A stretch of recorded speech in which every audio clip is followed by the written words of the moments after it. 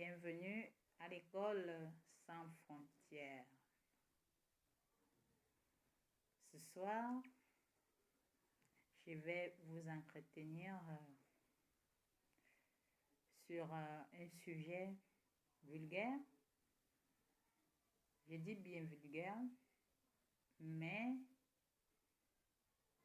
d'après mes enquêtes, il s'est avéré que ce sujet regorge de beaucoup de secrets. Et qui dit secret, dit Dieu. La Bible disait que Dieu agit dans le secret. Alors, je vais vous entretenir sur les démons. Chasser les démons. Les mauvais esprits, en d'autres termes, les chasser. Dans ma petite expérience d'homme ordinaire, j'avais assisté à des séances de déguerpissement des démons dans les corps. J'ai vu beaucoup de scènes. Vers la fin de la première phase de ma mission, en tant qu'être humain ordinaire, j'avais véritablement cru que ce qui se passait devant moi était fondamentalement vrai. Mes chemins faisant, mon père m'a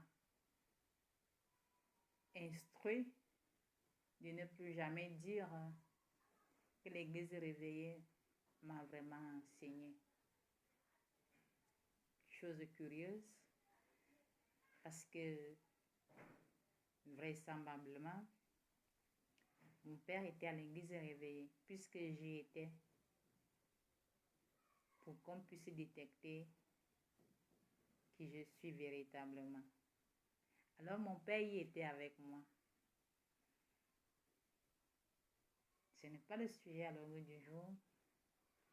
Le sujet, c'est plutôt comment détecter les mauvais esprits dans la communauté, en famille ou même au niveau mondial. Quelle action entreprendre pour limiter ou simplement anéantir l'effet des mauvais esprits? Qu'est-ce qu'un mauvais esprit? Le mauvais esprit est tout esprit qui occasionne le mal. Le mal sous toutes ses formes. L'être humain est par essence un esprit. Tout être humain est doté d'un esprit. Mais qu'est-ce qui peut faire qu'un esprit devienne bon ou mauvais? L'esprit devient mauvais à partir du moment où il y a un problème. Si tout être humain a un esprit, ça veut dire que l'être humain est à l'image de Dieu, qui est d'abord esprit. Qui est esprit? Alors, Dieu étant esprit, l'esprit de Dieu peut de temps en temps changer. L'esprit de Dieu qui habite en chacun peut changer selon certaines situations. Imaginez un homme qui a peur. Est-ce que son esprit est en paix? Non. Imaginez un homme qui est menacé. Est-ce que son esprit est en paix? Non. Imaginez maintenant un homme qui est dans la joie des retrouvailles. Est-ce que son esprit est en paix? Oui. Parce qu'il est dans la joie, il est dans la paix. son esprit est donc en paix. Imaginez un homme qui a faim. Est-ce que son esprit est en paix? Non. Imaginez. On appelle le tempérament. Ça veut dire que l'être humain change en fonction des situations. Un esprit mauvais est donc cet esprit qui, curieusement, est également orienté par Dieu, mais le Dieu qui laisse faire, qui laisse agir en attendant d'intervenir. Et ce Dieu qui laisse agit le plus souvent. C'est-à-dire qu'il laisse effectivement l'agitation, la zizanie, l'amour, le bien, le mal agir sans intervenir. Jusqu'à ce que, à un moment donné, il siffle halte. Le mauvais esprit, donc, peut être dû à une situation inconfortable. Imaginez un seul instant que quelqu'un qui ne sait rien à rien sur ce que vous êtes en train de faire vienne parmi vous. Vous pensez qu'il va, oui ou non, influencer votre travail? Bien sûr, la présence d'un être humain influence l'environnement. On dit souvent l'homme n'est bon, mais la société le corrompt, la société le transforme. La présence d'un être humain, la présence d'un esprit. Comment faire pour harmoniser les esprits? C'est pour ça que le plus souvent, nous avons pris l'habitude de dire qu'il faut qu'on ait les mêmes connaissances, les mêmes informations pour être bien ensemble. Alors, si vous êtes informé sur ça, je ne suis pas informé sur cela, forcément, il y aura des problèmes, des malentendus, des incompréhensions, et j'en passe. Donc, pour dire que le mauvais esprit peut surgir à n'importe quel moment. Il y a des gens qui sont nés hors jeu, c'est-à-dire qui sont nés négatifs. Il y a des gens qui sont nés pour le mal, alors que d'autres sont nés pour le bien. La société regorge de tout type de personnages. Et chaque personnage a son rôle à jouer. Il y a des moments où ça va tellement mal que quand Dieu le Père veut remettre de l'ordre, il peut emprunter les soins d'un homme qui est né pour le mal. Oui, parce que dans sa sagesse infinie, lui seul sait ce qu'il peut faire pour arranger une situation qui est difficile aux yeux des hommes. Lui seul sait ce qu'il peut faire pour arranger une situation qui se passe dans un continent autre que le continent africain, mais en passant par le continent africain. Lui seul sait par quelle alchimie il procède pour parvenir à résoudre les problèmes du monde entier. D'ailleurs, il est partout au travers des individus qui respirent et même au travers des choses. Alors, le mauvais esprit, donc, est cet esprit qui est également l'esprit divin, mais qui, à l'instant T, ne produit pas le bien. Ne produit pas le bien. Et souvenons-nous que tout ce qui est fait par Dieu. Mais comment se peut-il qui est le mauvais esprit? Est-ce à dire que Dieu fait le mal, puisque le mauvais esprit est le fruit du mal, est le fait du mal?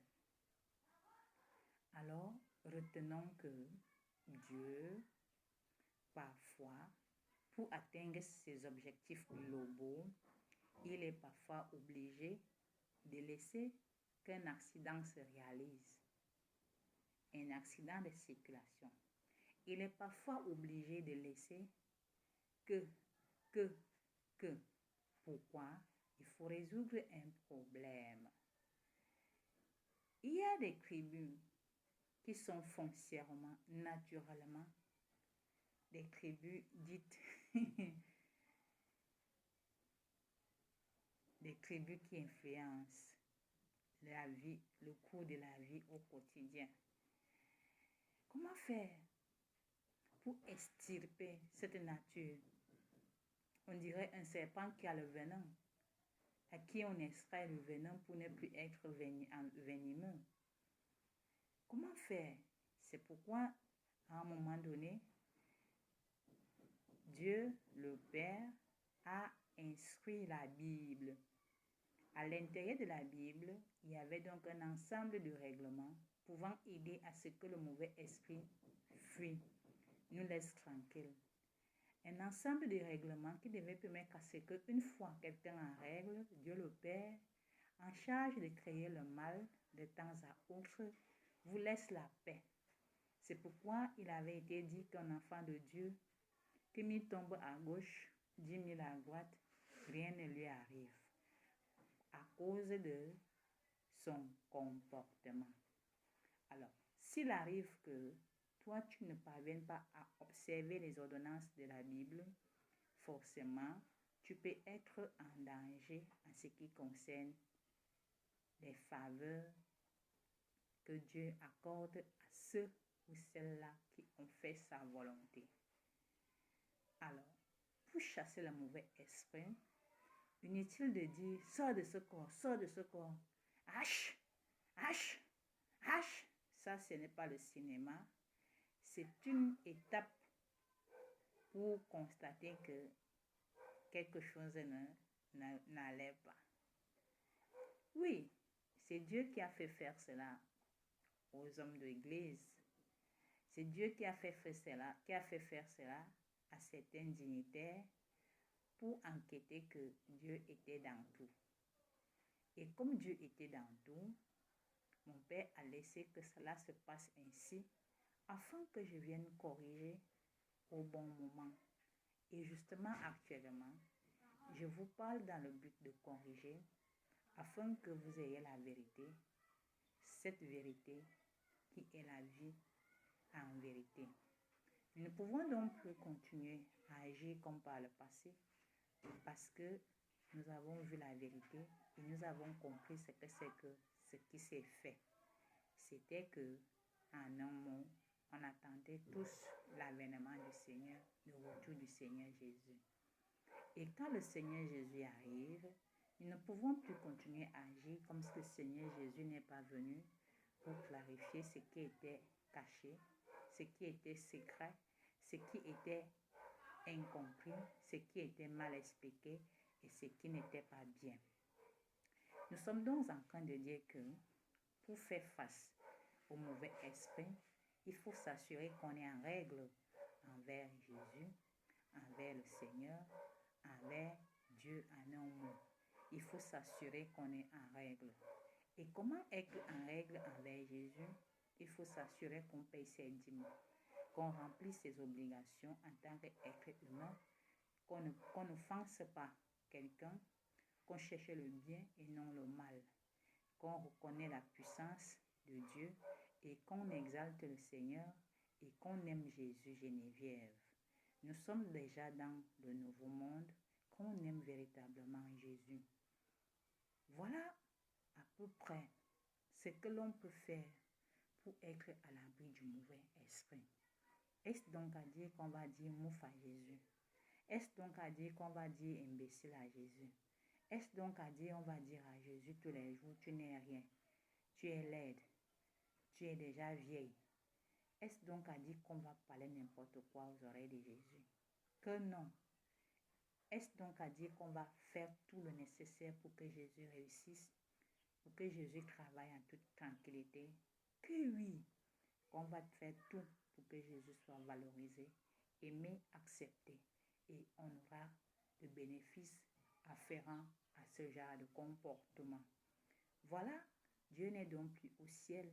Dieu peut être vu face à face, comme nous avons vu dans la dernière page de la Bible, Ancien et Nouveau Testament.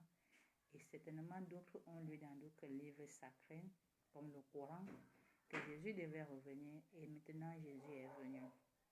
Alors, en résumé, pour chasser les mauvais esprits, il faut éviter d'être entouré par qui n'est pas censé être avec nous.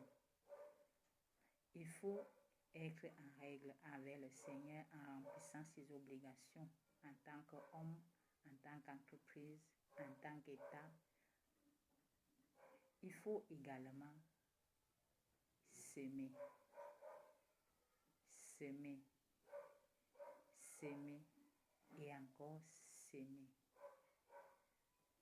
On ne mange pas seul.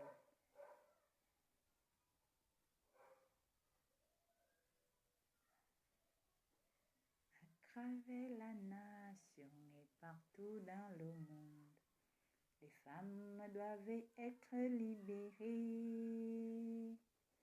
Ne plus rester dans l'ombre, ni se laisser pour compte. Et que partout règne Geneviève, chantons partout à l'honneur des femmes. Et que l'écho de cette histoire ne cesse jamais, chantons partout à l'honneur des femmes. Égalité, développement et paix. Nous sommes le 5 juin 2024, c'est la journée mondiale de l'environnement. Chers environnementalistes, je vous en supplie, veuillez respecter mon Père Dieu. Veuillez le respecter en ayant le courage chaque fois de reconnaître qu'en ce qui concerne la nature, il demande le maître, le véritable maître. En cas de problème naturel, adressez-vous d'abord à mon Père. Et s'agresser à mon Père veut dire s'agresser à sa représentante que je suis. Je l'aime de tout mon cœur. Je me suis consacrée à son service pour l'amour des humains. Et alors je suis sincère, je suis honnête. Je mérite votre confiance. Je voudrais simplement vous amener à comprendre que si vous me faites confiance, il cessera d'être fâché. Il cessera d'exprimer sa colère comme il a fait ces derniers temps à travers des maladies, des inondations, des catastrophes, des crashs d'avions et j'en passe pour ne pas parler des guerres. Un seul mot, faites confiance à moi, faites confiance à Geneviève et nous verrons comment Dieu changera d'attitude envers l'humanité. Je suis la mère de l'humanité, la seule, l'unique femme, épouse de Dieu, tant attendue, pour votre bonheur, bien sûr. Ma marque, c'est Jésus est